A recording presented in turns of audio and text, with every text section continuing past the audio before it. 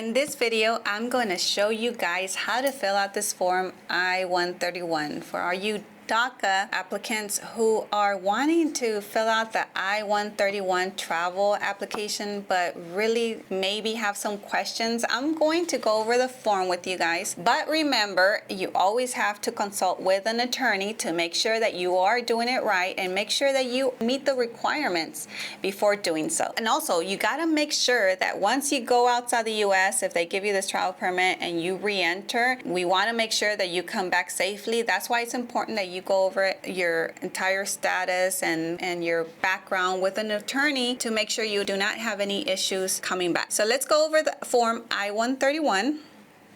That is the only form you are filling out. And I'm going to add the link here in the description.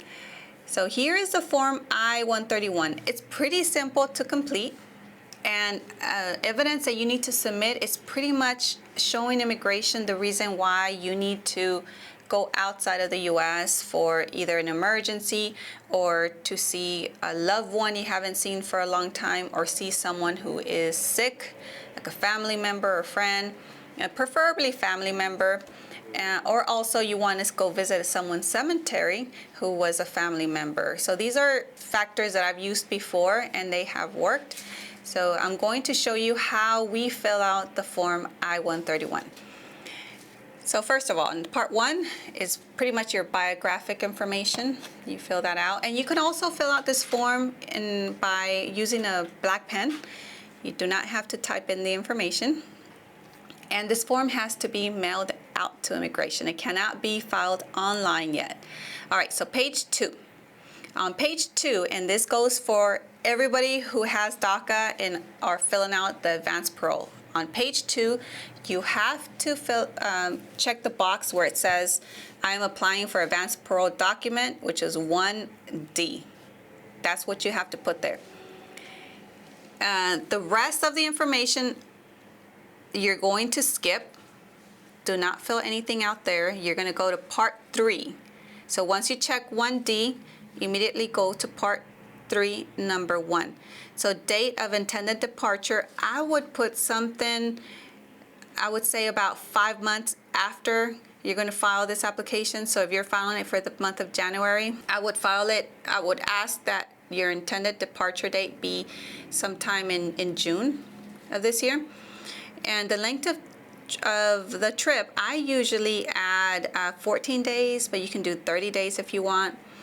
3A there, you're going to check no, because if you have had a deportation or removal or anything like that, then I wouldn't fill this out. And number 4, it says, have you ever been issued a reentry form or reentry permit? I would check a yes or no. Usually for my clients, it's usually a no. So I would skip all that.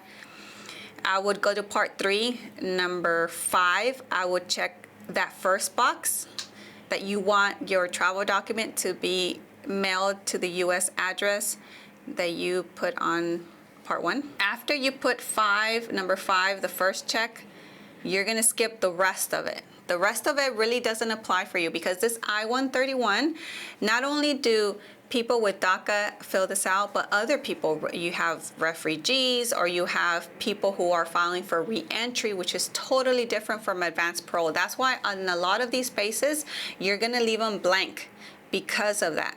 For you who are a DACA and are filing for advanced parole, you got to check 5, the first box, and skip everything.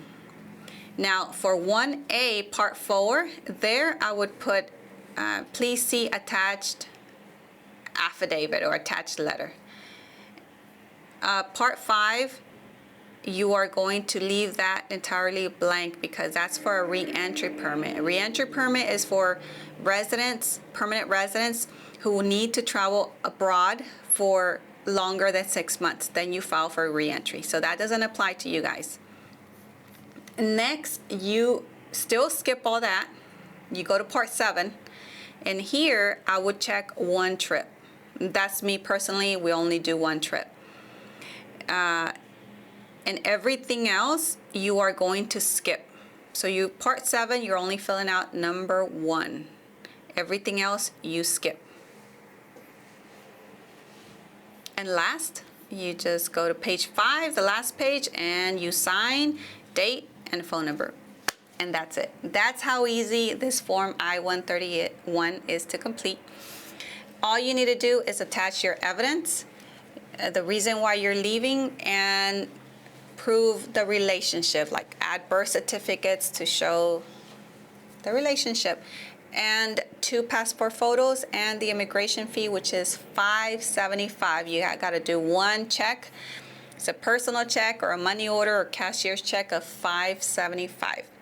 You mail it out to the correct place. You got to make sure, go in the other links and see if, where the address applies to you, depending on where you live.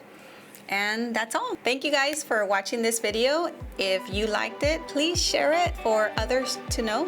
Please like and comment as well. And keep following me for more information regarding these immigration processes.